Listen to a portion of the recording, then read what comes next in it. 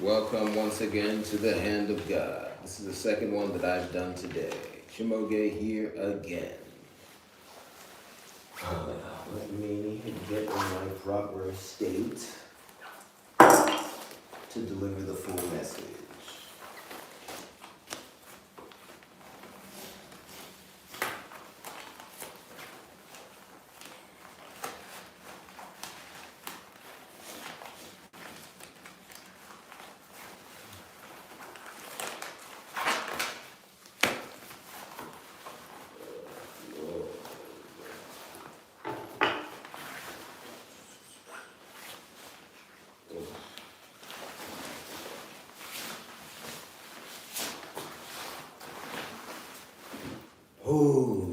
Kabernam no goha, Abu Mogoha, Abu Mogoha, Abu Mogoha, Abu Monishia Madioha, Abu Mamadioha Monebioza, Namadu. I am the good husband of the people when he returns as a human being. Yes. Akoko Monebioza. Yes. Given name CHIMAOGE. Foreign name Moge. Government name CHIMAOGE Chijioke Ibe. Alternate white structure name CHIMAOGE Chijioke Ibenwuku. Ibe is a shortened form of Ibenwuku. Matrilineal village Eben Mahafuya. The reference point village for my patrilineage is Aje Urata. That is the reference point I used for them. Birthplace, Ramenkelu. The spot I was born is commonly called Washington, D.C. according to modern day practice. I like to refer to the places relevant to me as much as possible using natural demarcations, although those natural demarcations are rarely understood in the world today because we are obsessed with the map, and I'm going to get into that today. Yes. I currently reside in Atlanta, Georgia. Season of birth, Capricorn time. Yes. And I was born before the year 2000, but also after the year 1997. Okay. Let me just be more exact to root down. 28 years old, birthday January 2nd, 1998. We just need to get better technology and practices so you don't always have to look at the exact time you were born, because that's a little bit unhealthy, because then you're also going to think about the exact time you're going to leave. You shouldn't be looking at your clock that exactly. But anyway, I've registered viewers. Thank you. Every view is a blessing. I have also registered a comment. Thank you. Every comment is a blessing. I read comments at my discretion. Let me give you two other places that I've traveled to that have been significant. One, Boston, Massachusetts, and the surrounding area. I was there for 4 years during college. I went to Harvard University from 2016 to 2020. No, I did not like it. Yes, I do know some people from Boston that I do like. Shout out to those people. Should I give a name? Just because you're in a place you don't like doesn't mean you won't meet some very important people. But anyway, it's cold up there. But anyway, that's one place. What's another place? I'm just going to say, what's another place I've been that's been very impactful that I want to name now? I'm going to exclude my reference point villages. I've been to Florida many times. I mean, I know Florida's not, well, here we go, the map problem. Let me just say, I'll just say Florida, even though there are many cities in Florida, but I like Florida. Shout out to Florida. I know sometimes people give it a reputation for craziness, but we have to just be serious. There are a lot of reports of craziness coming out of Florida, but one, there are a lot of reports of craziness coming out from all sorts of places. And two, just because there are reports of craziness coming out from a place doesn't mean the place is crazier than normal. There's something going on there. I'll be honest, I haven't really had a bad experience in Florida. I mean, there have been times every time I went to Florida, I was with my family. I don't like them now. So, they were doing things that were negative, but like Florida itself never gave me a bad experience. So shout out to Florida. Anyway,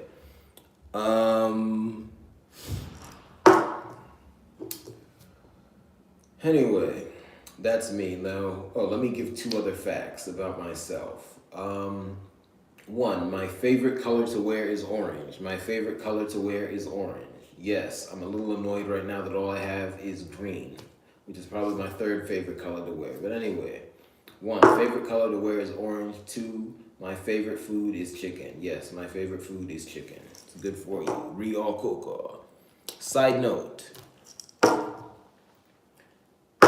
you have to eat other organisms to survive. Okay? You have to eat other organisms to survive. You can't eat rocks and survive. That's not possible. But any other organism that you're meant to eat, only 75% of those organisms are eligible to eat. Those are Ndiala. Okay? Those are more accurately Nduala. Apparently you can call them Ndiala. Interesting. Nduala, Ndulives, Nduala, the common people. You're not just supposed to eat Ndueze, the leaders. 25% of people are Ndueze in any category of life, all right, when a planet is balanced. So you're supposed to select some of Ndiala and eat them. And you're only supposed to ideally eat Nduala who are in the last phase of their lifespan. Ndueze live longer than Nduala. And don't worry, Nduala will reincarnate as Ndueze eventually. But I also want to say, every life in the moment is impactful. So respect every life, okay? Just because you're going to reincarnate and live longer doesn't mean your current life isn't impactful. You're setting the ground for the rest of your existence.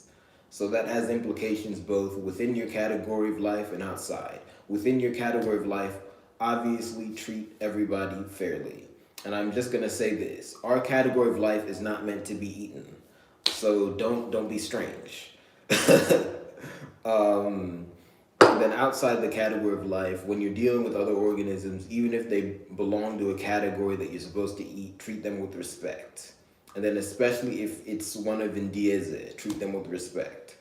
So I'm just saying that because I've talked a lot about how all kuka, the light echo, the animal we wrongly call the chicken, is meant to be respected, but that doesn't mean you can't eat it, okay? Like they go hand in hand.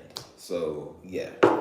Anyway, I mentioned the map earlier.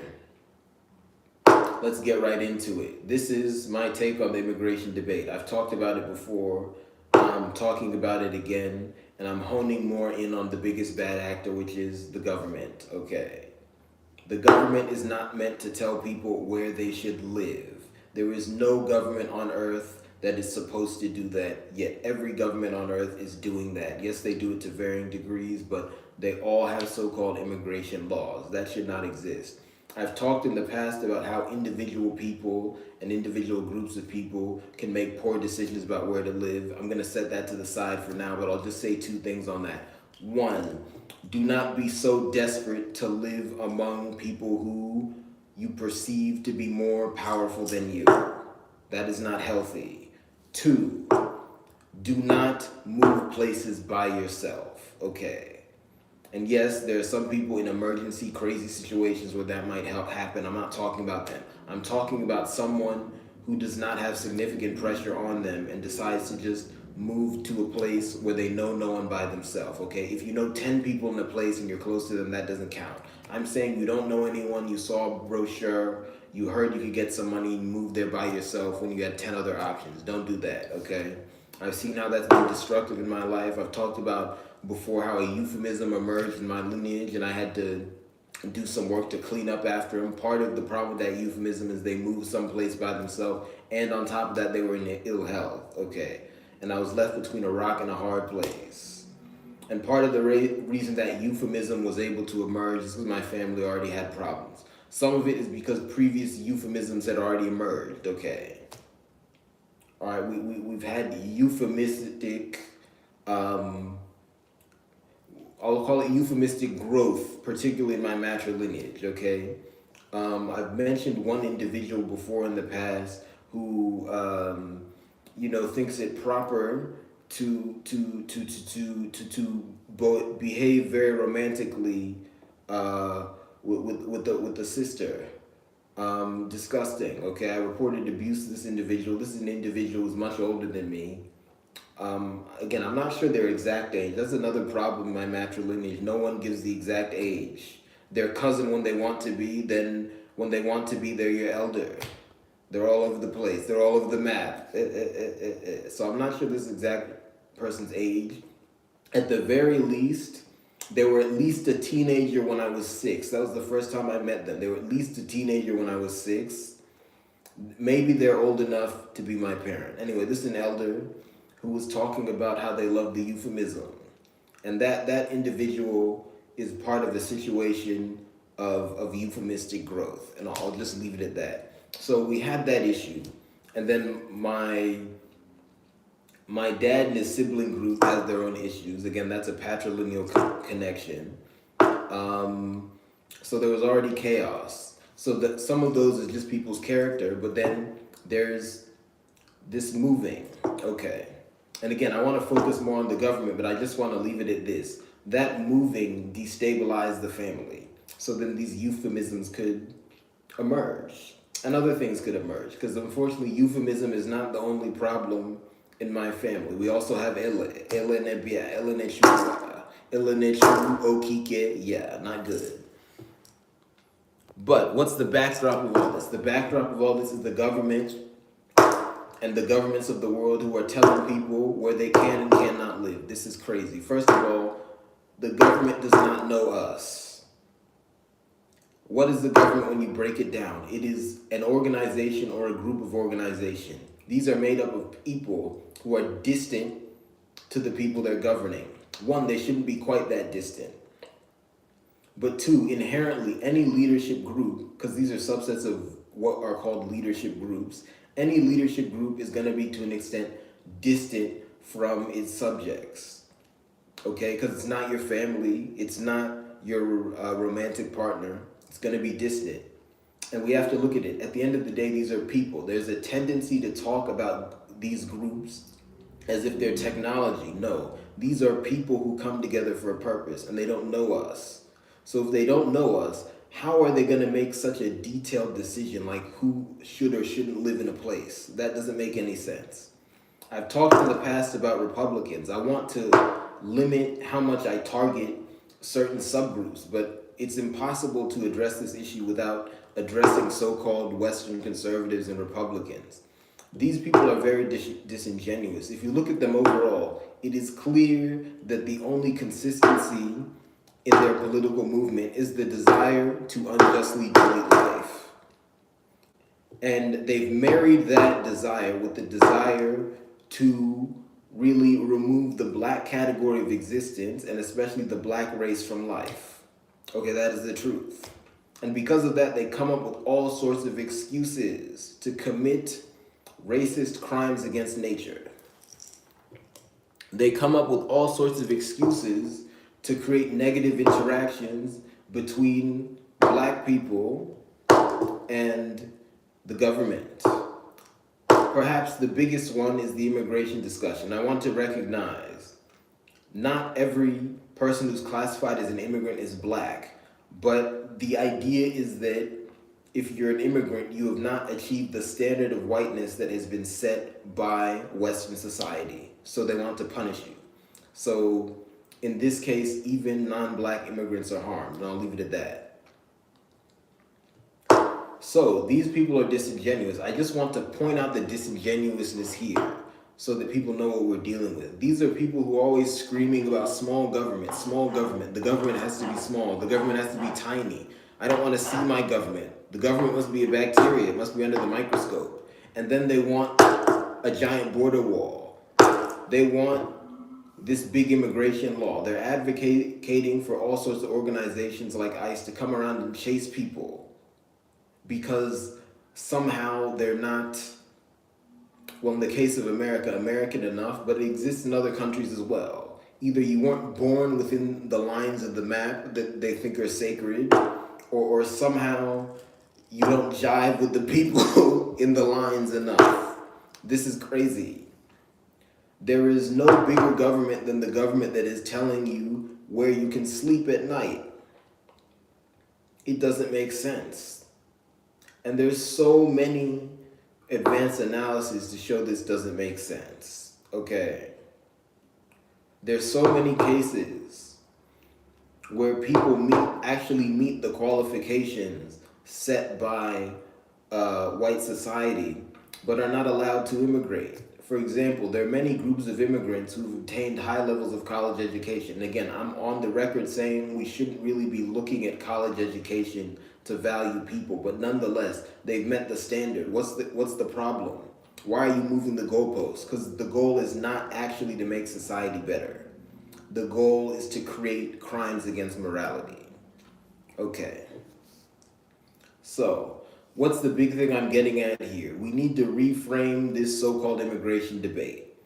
And we should reframe it in two ways. First, we need to stop using the terms immigration and immigrant. Those are crazy terms. They conceptually do not mean anything. What does it mean to be an immigrant? You moved? Why is moving from, say, Abuja to Washington, D.C. fundamentally different from moving from Atlanta to Washington, D.C.? And I'm just giving that as an example. Okay. You just moved from patches of land. So because one movement crossed certain lines, it's fundamentally different. That doesn't make sense. It just doesn't make any sense. Yet we label one movement immigration, the other one is moving cities.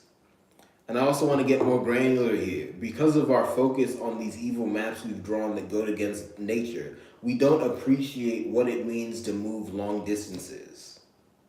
If someone is an hour drive away, that's a long distance. Side note, from the time I was 11 till the time I was 18, I engaged in a 2-hour round trip to go to school. 1 hour one way, 1 hour to return home. I'm just saying, I think some of the things going on in my family that the government conceptually was a party to influenced this. Because I remember that was quite a strenuous trek. I'm not saying that I didn't like anyone I went to school with, but I'm just saying that long distance thing was hard. And I'm aware of other situations where people travel long distances and don't appreciate what that is. Okay. So let me use another example. Say someone moves from city A to city B and they're an hour and a half apart. That's a significant movement, yet no one would call that immigration, unless there was a border in between. But we're obsessed with the movement across these borders. And that's not even to get into the fact that all these countries have borders within borders, but we don't acknowledge those. That's a complete lack of consistency. And even if people don't think of it consciously, that confuses them and that erodes their faith in our leadership groups. And I want to say this. Everyone needs to engage properly with leadership groups. So if leadership groups are bad, we should primarily look at how those things should be reformed. I'm not one of these people who thinks we should just remove a leadership group. I'll just go for the big one.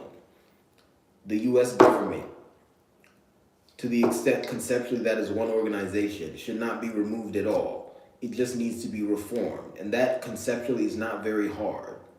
All the government has to do is stop forcing people to do things. We can have an incentive system.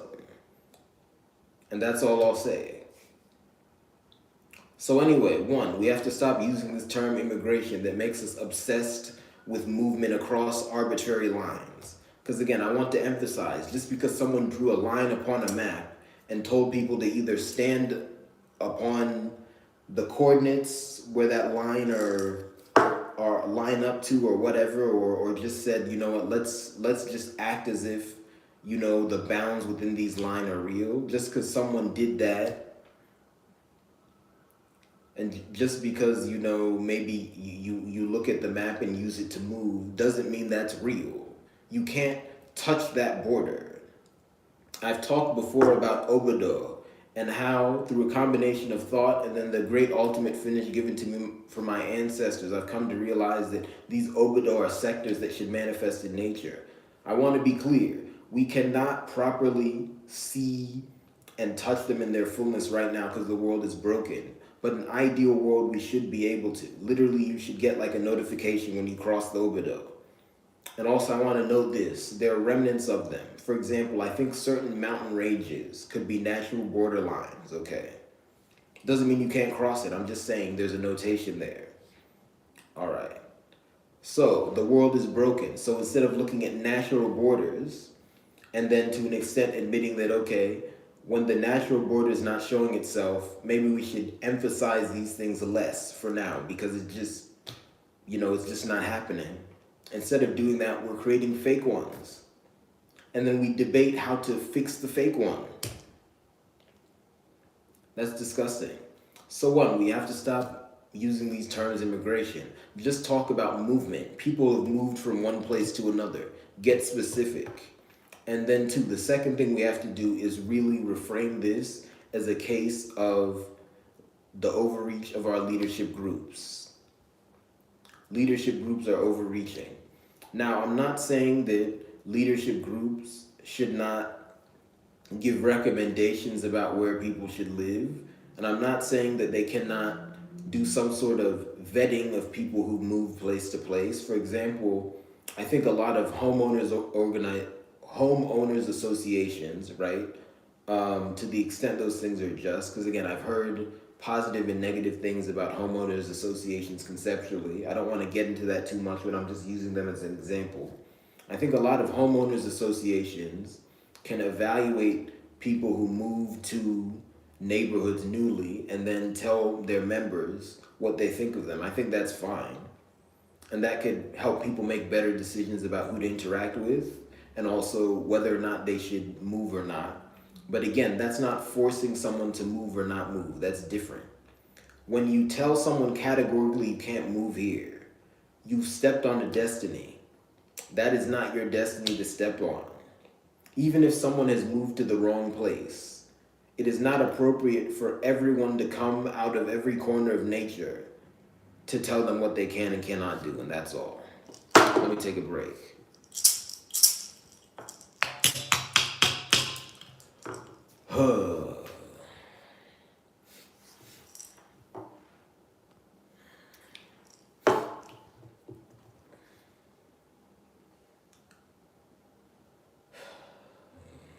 Yes. The hand of God. Once again, this is a segment where I come on live stream and also sometimes on shorts. But again, obviously this is a live stream and I come here to expand upon things that I've said before. So that's what I've just done.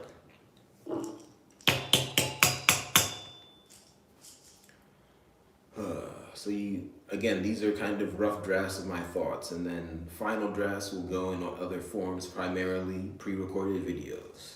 But the idea is that I've gotten the idea out, I can evaluate it, and so can the public, and you can get something out of it.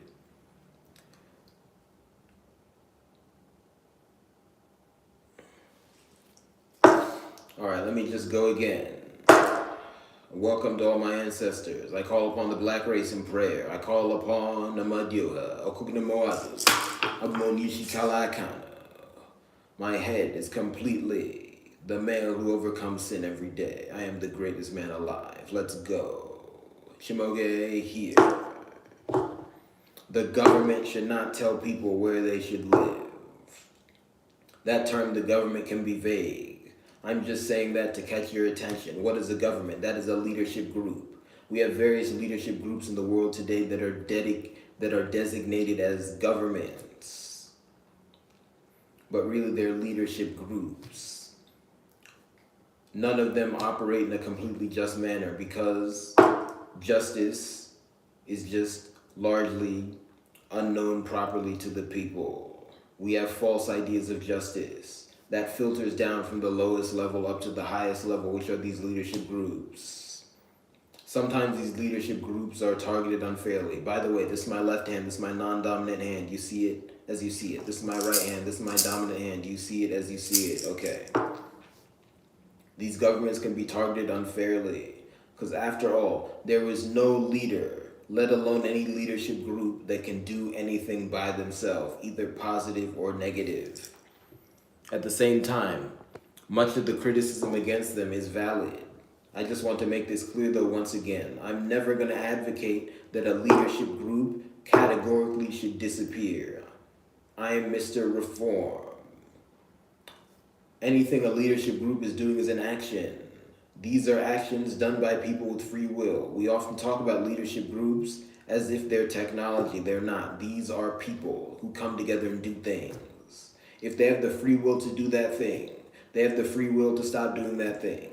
We can simply advocate they stop doing that thing and enshrine the practice in the being of the leadership group. Let's look at the case of so-called immigration. I've talked before about how people can make the wrong decision about where to move and how to move and do so in a bad way. I stand by those comments, but I'm setting them to the side right now because the biggest problem are the leadership groups of the world who force people to move or not move, and at the same time put arbitrary valuations thereby upon patches of land. This is not appropriate. Two things. One, the term immigration, all related terms should stop being used. Movement, people moved. Kwensu, stop being creepy. Stop using all these cartoonish, complicated thoughts and words. I'm an immigrant, I immigrated this, I immigrated that. You moved, and that's it. And just because you moved, that doesn't mean your molecules changed. Just because someone else moved doesn't mean their molecules changed. Just because someone else's grandparents moved doesn't mean the molecules are different. Let me just keep going. And then that whole concept makes people obsess over certain lines and leave other lines alone. First of all, none of these lines really exist. These are lines on a map that people drew for largely evil purposes. But then on top of that, you're not even looking at the lines in a consistent way. If someone moves from Juarez to San Antonio, one in Mexico, the other one in the US, and again, I'm just using those country terms just so you understand, but again, I'm all about nature, natural demarcations. If someone moves from Juarez to San Antonio, we call that immigration. But if someone moves the longer distance from Miami to Boston, they just travel, they just move. That's not immigration. What does that even mean? Nonsense. This stuff confuses people. Let's stop so we can at least see what we're doing clearly. And point two, we have to reframe this as a case of government overreach. Many conservatives complain about government overreach, but then they're the number one people advancing this big brother policy where the government tells you where you can lie down at night. Because that's the implication of them telling you, no, you can't move to the patch of land I lord over. You can't live here. You can't move. What is that? That is not their call. That is not their call. That is just not their call. There's often all this talk about all the negativity that can come with immigration. Obviously, if someone moves and it's not a good situation, you know, something bad could happen. But come on, there's safeguards for that. The number one thing people talk about is crime. First of all, there are non-immigrant criminals. And again, I hate using that word, but I'm just using it because it's the word people understand most quickly. And I'll be honest, when we start to talk more accurately, we'll abandon this concept. What does it mean if you label someone something because they moved? Are you just doing this for your own pleasure? Why are you just watching someone move?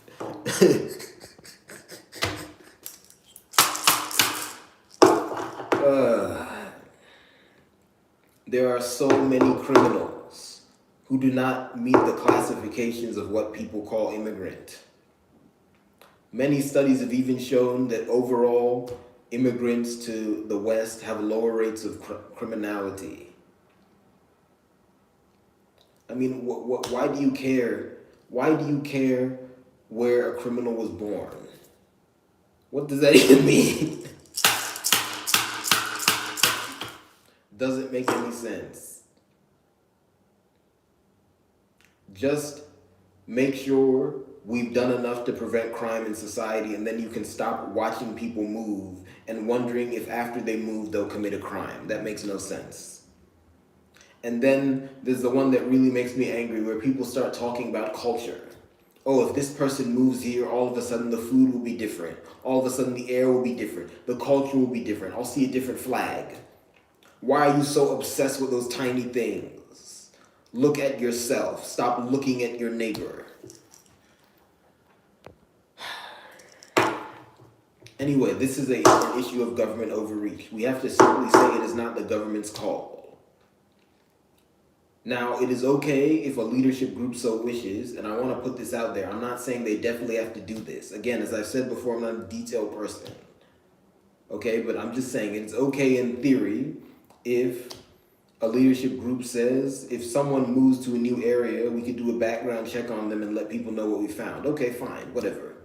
But that doesn't mean you prevent them from moving, and especially if they're not a criminal. I mean, if they're not a criminal, why are you going to prevent them from moving? And that's it. Anyway, thank you very much. This has been The Hand of God. See you next time. CHIMAOGE.